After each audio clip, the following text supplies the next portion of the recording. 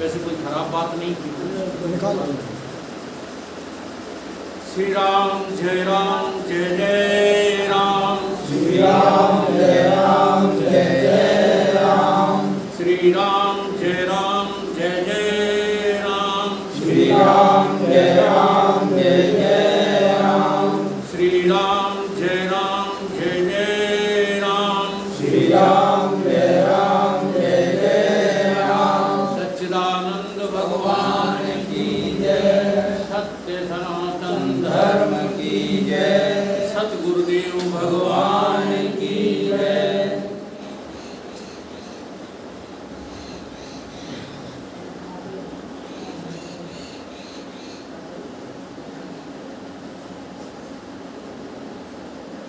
किसी ने पूछा कि तेरा हाल चाल कैसा है।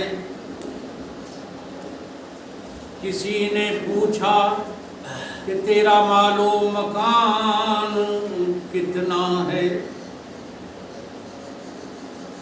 किसी ने पूछा कि तेरा संबंध आदि कितना है। पर ये किसी ने नहीं पूछा कि तुझे प्रभु से प्यार कितना। ये किसी ने नहीं पूछा। तो जब निरंतर हम लोग संसार की चर्चा में बने रहते हैं तो हमारे भीतर जो वृत्तियां हैं वो आसुरी हो जाती है, सांसारिक हो जाती है। सांसारिक वृत्तियों का बना रहना भी ही आसुरी प्रवृत्ति कहलाती है। दो ही प्रवृत्ति है, तीसरी कोई बीच की है ही नहीं। एक आसुरी प्रवृत्ति और एक दैवीय प्रवृत्ति। जो प्रभु की चर्चा में रहते हैं, ईश्वर की बात करते हैं, ईश्वर के बारे में सोचते रहते हैं, वही प्रवृत्ति दिव्य प्रवृत्ति होती है। और जो दिन रात संसार में लगे रहते हैं, संसार की चर्चा करते रहते हैं, संसार को अपने हृदय से एक सेकंड के लिए भी विस्मरण नहीं करना चाहते, वही सब आसुरी प्रवृत्तियां हैं। अब थोड़ा सा जो है आसुरी प्रवृत्ति में भेद है। आसुरी प्रवृत्ति में ही कुछ प्रवृत्तियां होती हैं जो बिल्कुल पशुवत होती है। पशु प्रवृत्ति, जैसे खाने में रुचि 24 घंटे बनी रहना। एक दिन हमने भी प्रोग्राम बनाया है कि यहाँ पर जो है भंडारा दे देंगे, और भंडारा जिस दिन देंगे उस दिन उम्मीद ही नहीं है कि शायद यदि पूरा भटमाथपुरा का निमंत्रण कर दो तो शायद कोई ही चूके सब आ जाएंगे, है ना। तो ये आसुरी प्रवृत्तियों में भी निम्न, मध्यम और उच्च कोटि की प्रवृत्तियां होती हैं। तो जो दिन रात खाने में, आहार निद्रा भय मैथुन में लगे रहते हैं, आहार निद्रा भय और मैथुन, इन चार में प्रवृत्तियां घूमते रहते हैं। मैथुन का एक ही अभिप्राय मत समझ लेना कि संतान उत्पत्ति के लिए किया गया कार्य या क्रिया मैथुन होती है, नहीं। मैथुन का गहरा जो अर्थ है वो ये है कि तुम अलग हो, हम अलग हैं, ईश्वर अलग है और जीव अलग है। ऐसी प्रवृत्तियों में जो अंतर द्वंद्व चलता रहता है, इसका नाम भी क्या है? मैथुन ही। इसको भी मैथुन ही कहते हैं।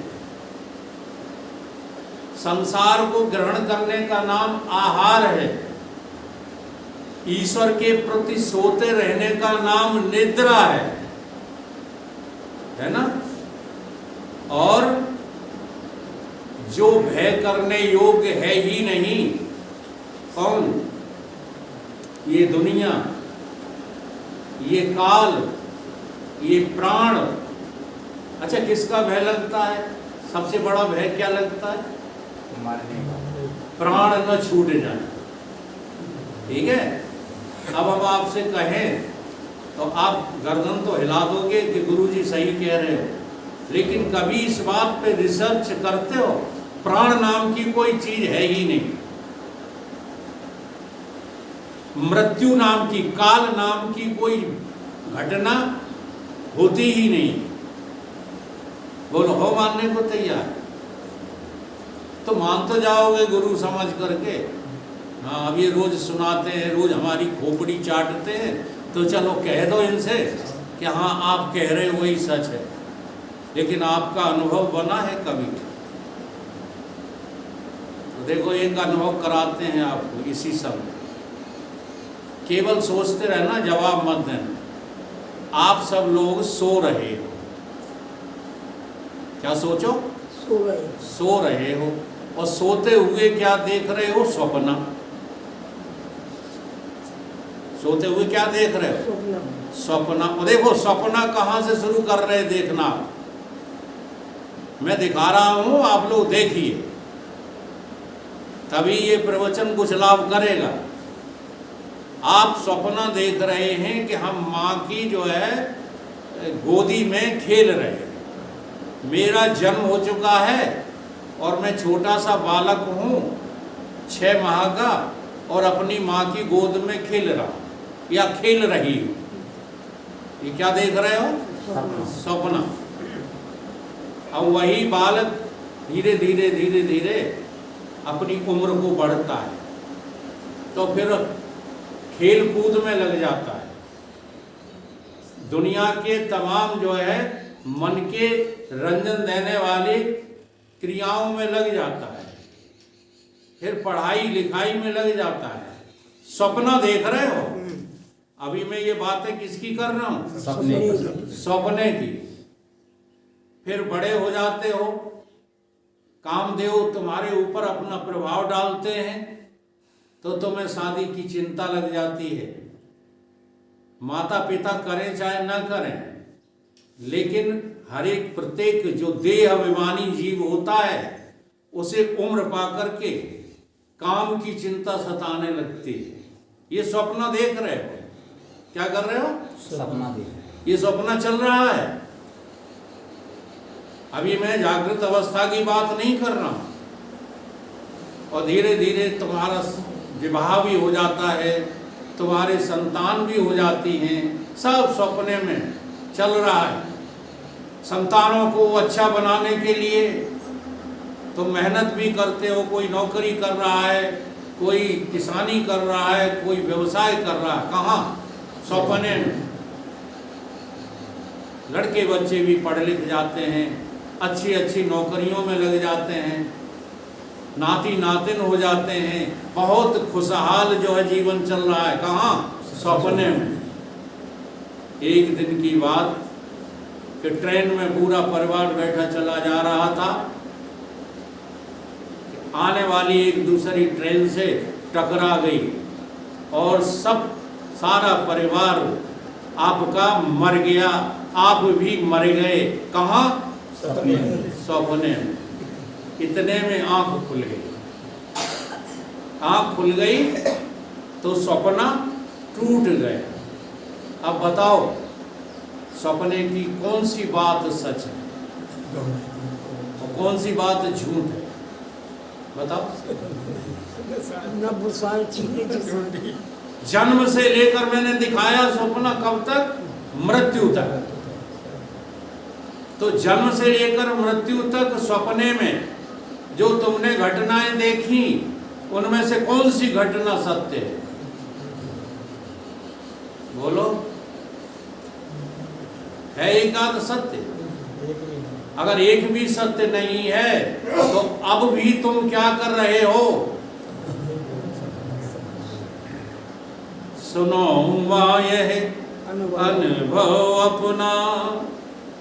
बात है जिन करो, जिंदगी में कुछ सोचना समझना शुरू करो। ये क्या देख रहे हो?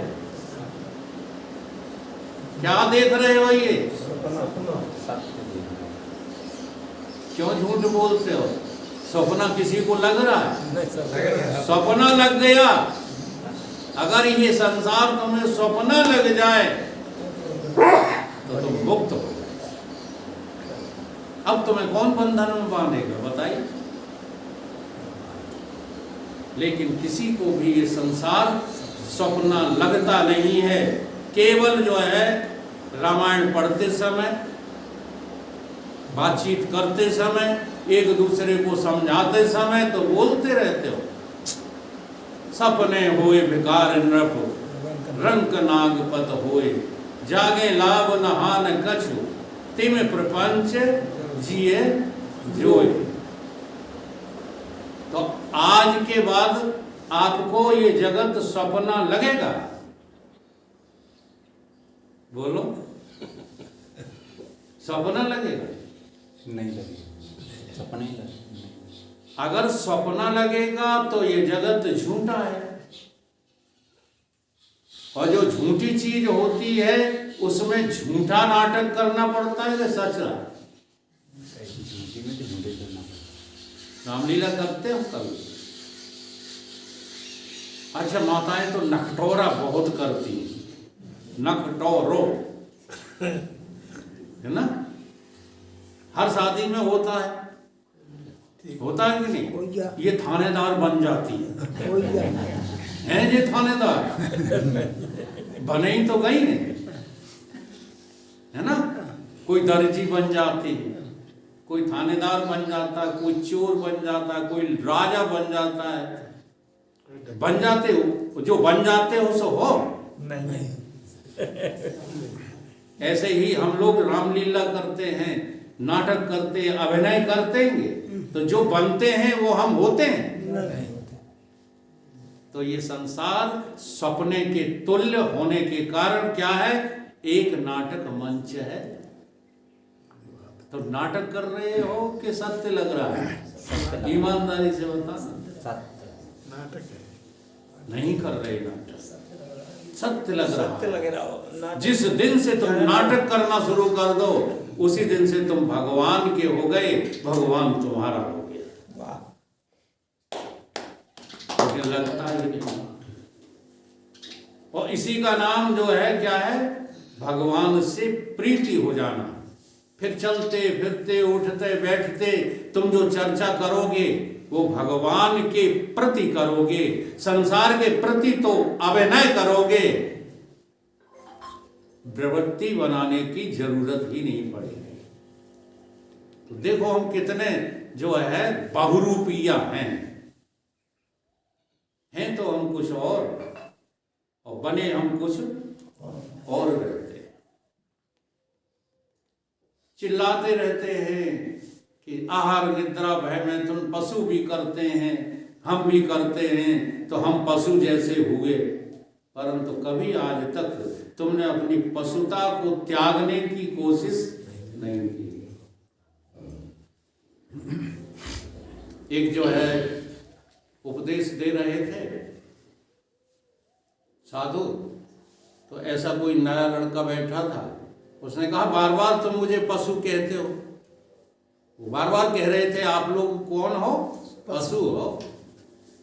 बड़ी जोर नाराज हुआ तो साधु ने कहा कि इधर आओ, नाराज होने की जरूरत नहीं है, इधर आओ मेरे पास। तो ऐसा ही जो है एक पट ओढ़े बैठे थे, वही पट उसको उड़ा दिया।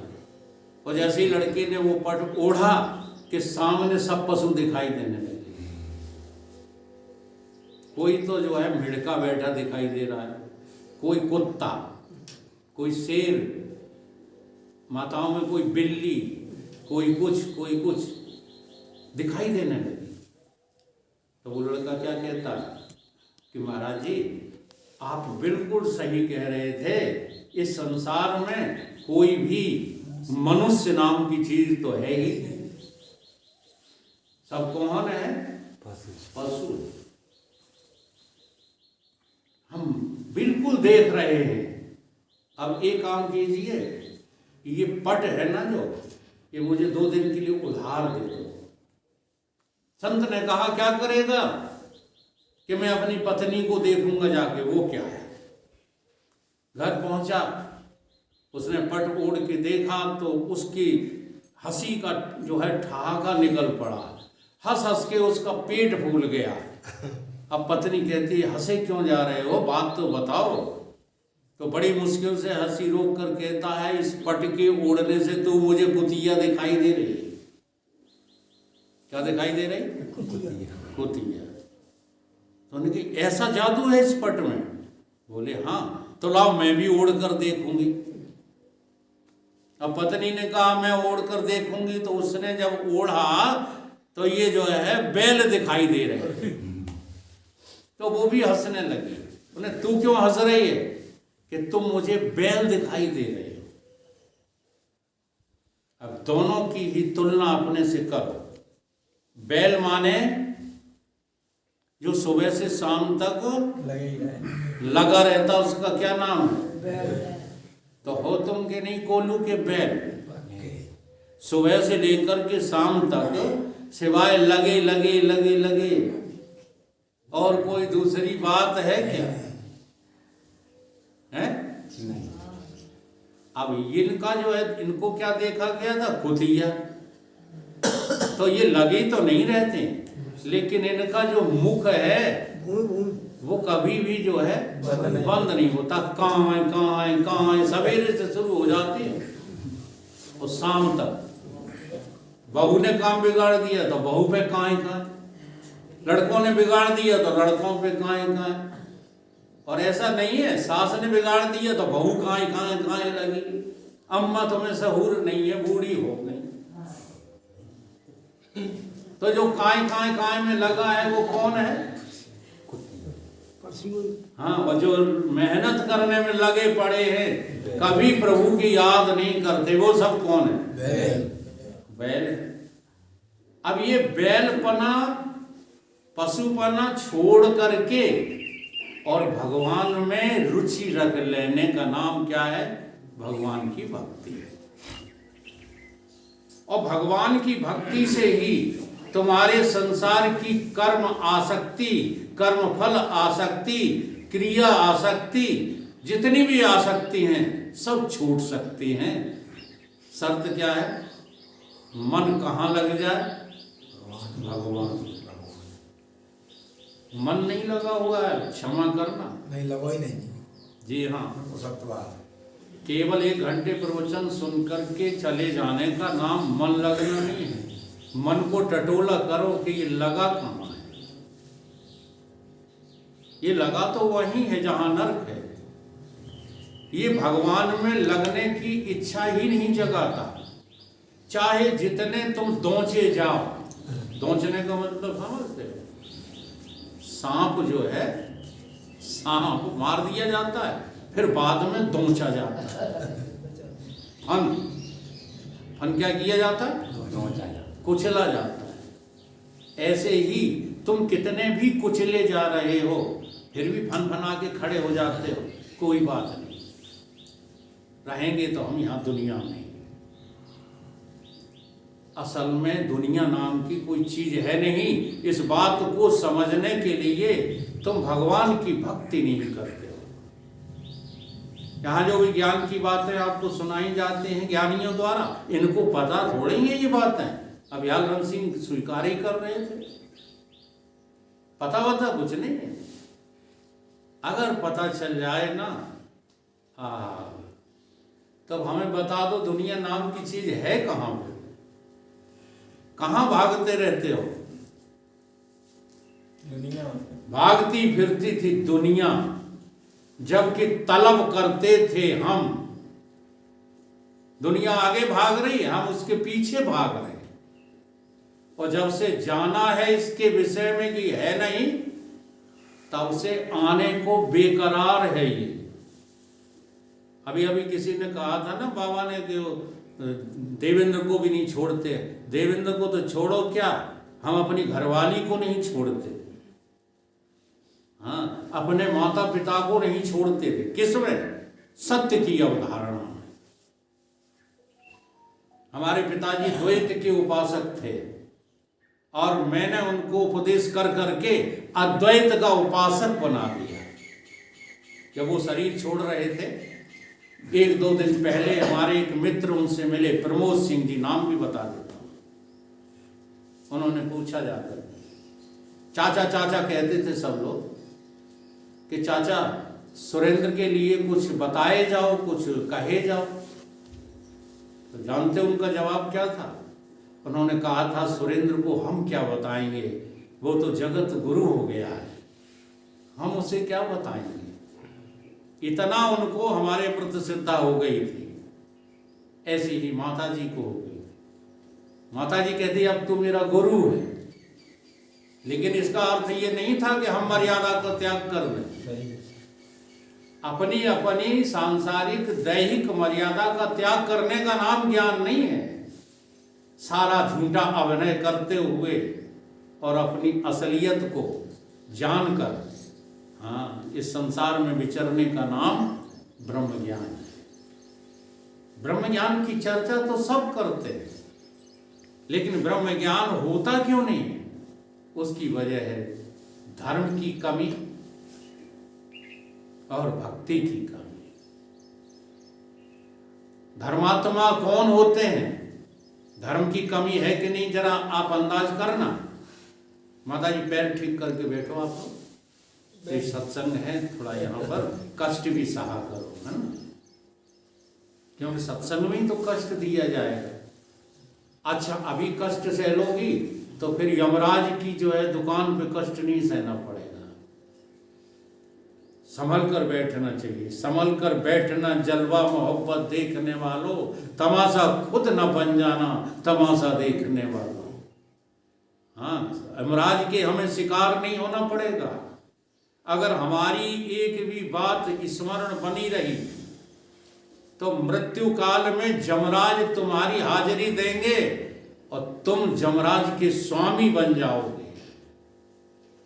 जमराज हाजिरी देंगे आपकी। दुनिया वाले कुछ भी कहते रहें, दुनिया को तो लगेगा ही कि साधु मर गया, दुनिया को तो लगेगा कि गुरु मर गए। अब गुरु साधु कहीं मरते हैं? भगवान मर गए सरयू नदी में। राम लक्ष्मण भरत शत्रुघ्न सरयू नदी में सर गए, मरवे की तो बात ही क्या है।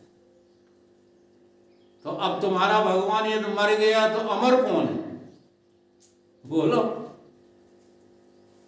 इसलिए भगवान तो छोड़िए, आप खुद कभी नहीं मरते। जब ऐसा आपको पता लगेगा तब इस भगवान की भक्ति का तुमको रस मिलेगा।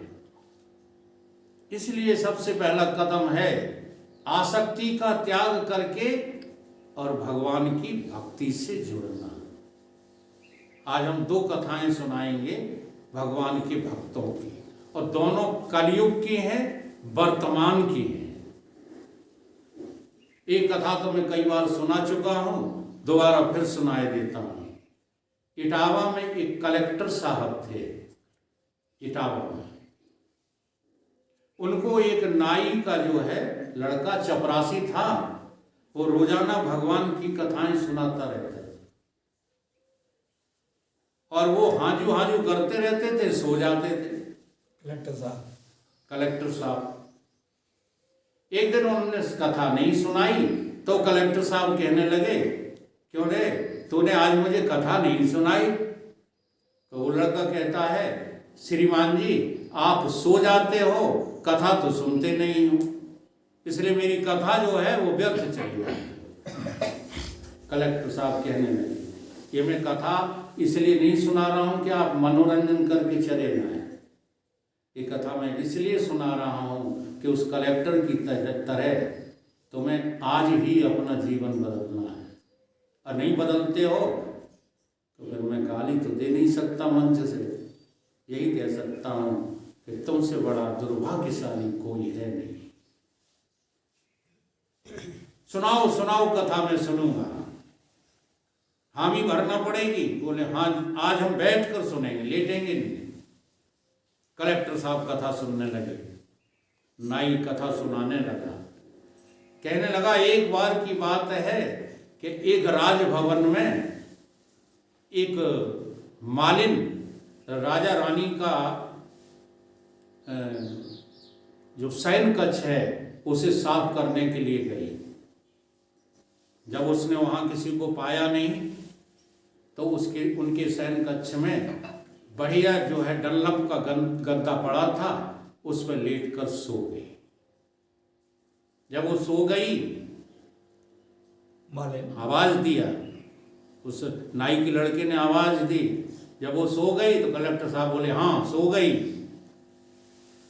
वो जब सो गई तो उधर से रानी का आगमन हुआ और रानी ने जब देखा कि मालिन की लड़की की इतनी बड़ी जुर्रत, तो हंटर निकाल करके उसे पीटना शुरू कर दिया। और जब एक हंटर पड़ता था तो उसकी चीख निकल जाती थी। इस तरह से 3 हंटरों तक तो वो चीखती रही और जैसे ही चौथा हंटर पड़ा कि वो खिलखिला करके बड़ी जोर से हंसने लगी। रानी ने पूछा, मारना तो बंद कर दिया? रानी ने पूछा क्यों हंस रही है, क्या बात है? अब चौथे हंटर पे दर्द नहीं हुआ? उन्हें कहीं दर्द तो हुआ, लेकिन 3 हंटरों से हमारी दुर्गति हो गई। 3 मिनट में लेटी हूं इस डल्लब के गद्दे पर। कितने मिनट? 3। और 3 मिनट का दंड मिला मुझे 3 हंटर, जिससे पूरी शरीर की मेरी दुर्गति हो गई। हे रानी, तेरा क्या होगा जो सारी जिंदगी तो इसी डल्लब पर लेटती है?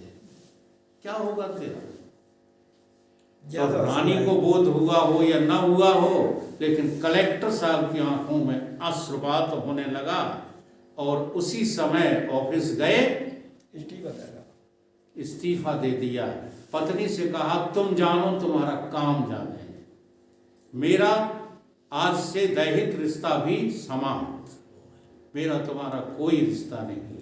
और घर से निकल पड़े। देखो पहले घर से क्यों निकलना पड़ता था, इस बात पे जरा आपकी सहूलियत के लिए नहीं बोल रहा हूं, क्योंकि बाहर जाकर के लोग इतने दानी थे कि कोई कभी भूखों नहीं मरता था, कभी किसी को दुदकारा नहीं जाता था। भिक्षा मांगने वाले को परमात्मा समझा जाता था। अगर नहीं समझा जाता था तो उस समय ये गीत क्यों बनाए गए? तेरे द्वार खड़ा भगवान, भगत भर दे झोली, क्यों बनाया जाता था ऐसा गीत? इसीलिए कि पहले भिक्षुक को भगवान समझा जाता था, साधु को भगवान समझा जाता था। आज परिस्थितियां प्रतिकूल हैं, इसलिए मैं कहता हूं कि घर छोड़ने की जरूरत नहीं है। पर तुम्हारी मति पर पत्थर पड़ा है, तुम घर में भोगों के दास हो गए और कहते हो कि वो मैं वो हो गया हूं विदेह। इसे विदेहता नहीं कहते। इसी क्षण भोगों का त्याग हो गया कलेक्टर को, कलेक्टर ही धरी रह गई। विचार आ गया क्या रखा है इन भोगों में, और भोग का रास्ता छोड़ करके योगी हुए। उन योगी का नाम आगे चल करके खटखटा बाबा के नाम से इटावा जिले में प्रसिद्ध है। इतना योग उनका विकसित हो गया था कि पानी के ऊपर खड़ाऊ पहन करके निकल जाते थे, इतने बड़े योगी हो गए। और जो योगी हो जाता है उसी को जो है विरति होती है, वैराग होता है। योगी का तात्पर्य आश्चर्यजनक घटनाएं कर लेना नहीं है। उस समय तो उम्र थी, आदमी के पास लगा रहता था सीखने। योगी का मतलब है भोगों से तिलांजलि। हाँ, तुम भोगों का परित्याग कर दो, कपड़े कोई पहने रहो, तुम योगी हो। दूसरी घटना